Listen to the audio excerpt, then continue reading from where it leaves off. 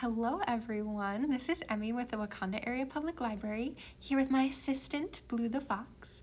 And today, for our very festive Take and Make craft, we're making this giant ghost. He's so big, he barely fits in frame. So, what's going to come in your craft kit this week is a very big sheet of white paper, a half sheet of black construction paper, and a piece of fishing line if you would like to hang your ghost so that he can haunt the skies. For your own supplies, you'll need a pair of scissors, a glue stick, optional if you would like a pencil to help you draw what you're cutting, and markers or your favorite coloring supplies to decorate. And then if you do decide to hang your ghost up, you might like a hole punch or maybe some tape. For our first step, we are going to cut out our ghost's head. And so I'm going to cut a very kind of classic semicircle, but you can get really creative here and do something really interesting. I'm taking my pencil to help draw out a guide, so it's super easy for me to cut. But you can absolutely just go for it and freehand it. Live in your ghost dreams. So once my guide is drawn, I'm going to go ahead and cut. And so there's many different tops of the head that you can do as there are ghosts. You can always do fun like flames, or maybe make it look like he's wearing a wig, or he has a giant hair, or maybe even a hat. You can have a lot of fun with it, but I'll go classic for our example. Then from here, I'm gonna work on cutting out his little ghost wispies, tendrils. I've been calling them tendrils. So for my example ghost, you can see that I cut them out in a very kind of straight line. And so to give you a different option, I'm gonna try and cut them out more in a wavy pattern. And I'm cutting them about 1/3 of the way up the ghost. But if you would like less wispies, you can go ahead and cut, not as far up the ghost. And if you would like more wispies, you can cut further up the ghost. And so, due to the ghost's incredible size, I don't think most of my cutting will be in frame, but I will do my best to cut for you. And because this project has a lot of downtime in the sense of cutting and folding, it may be an excellent time to put on a Halloween movie you've checked out from the library or a Halloween audiobook. I really enjoy the Ghoulia series. It's really funny and it's got really great illustrations. I also love the Creepy Carrot series. My personal favorite is the Creepy Crayon. It legitimately is very creepy.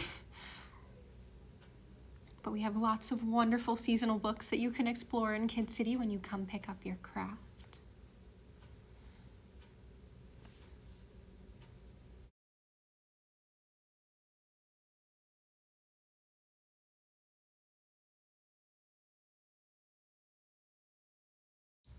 Okay, a small afterlife later, we finally have our wispies and or tendrils.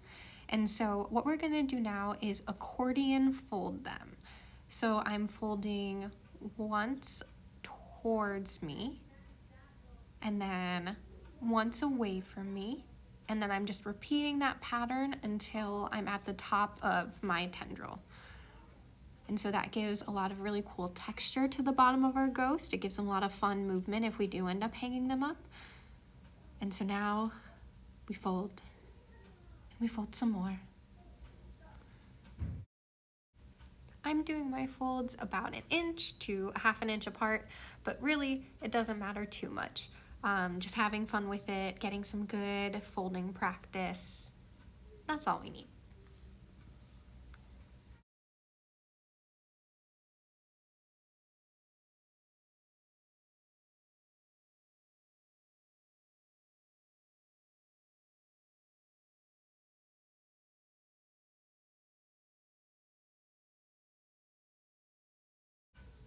So now that our tendrils are all folded and done, we can go ahead and start on our ghost's face. And so that is where our black construction paper comes in. So I made my first ghost very scary, but I want to make this one a little bit more fun. So I'm going to draw out his features on my construction paper. But again, you can go ahead and freehand that if you would like. I decided to do kind of 2 semicircles for big happy eyes and a little smile to make him look very warm and friendly. But you can do whatever you'd like. You can decide if your ghost is super happy, if he's angry, if he's very sad that he's a ghost, and be as creative as you would like. And once I have my guide drawn, I'm going to go ahead and cut my facial features out. Now that my eyes and mouth are all cut, I'm going to go ahead and attach them to my ghost. So I'm just testing first to make sure that they're positioned how I like them.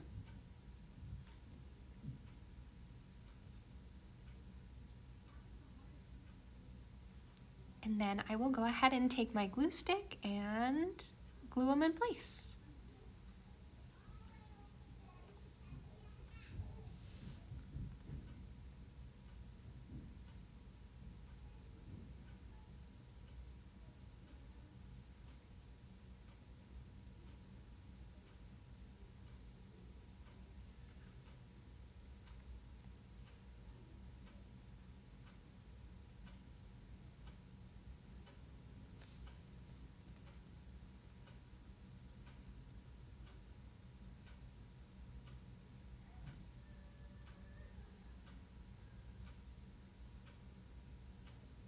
And now that my facial features are glued on and he's looking very, very cute, I can go ahead and decorate if I'd like. I'm gonna go fairly minimal here, but I thought it'd be very cute since he is a super adorable happy ghost to give him some little freckles on his cheeks.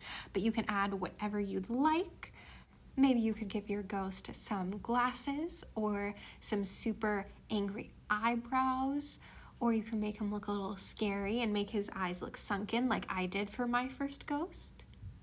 This is really where you can add some super fun personality to your ghost. So from here, if you've decided not to hang up your ghost is finished. However, I'm going to show you some options for how to hang your ghost up with the fishing line. So the first way would just be to do kind of a regular knot with the fishing line to make a loop. And at that point, you could just take some tape the knot on the back so you have a loop on the top, and then tape it to the back of your ghost to hang him up that way. You can also take your hole punch and give your ghost a little hole punch in the head. I promise it won't hurt because he's already dead. And then you can take your knotted loop of fishing line and thread that through the hole punch hole.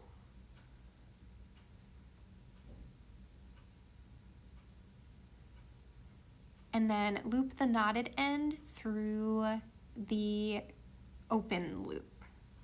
And then just pull it tight.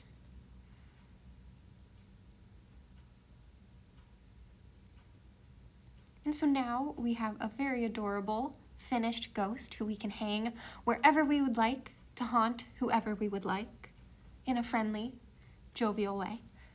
And that is it. Thank you so much for joining me and Blue the Fox in our ghost creation this week, and we'll join you next week for another super fun festive take and make craft. Bye.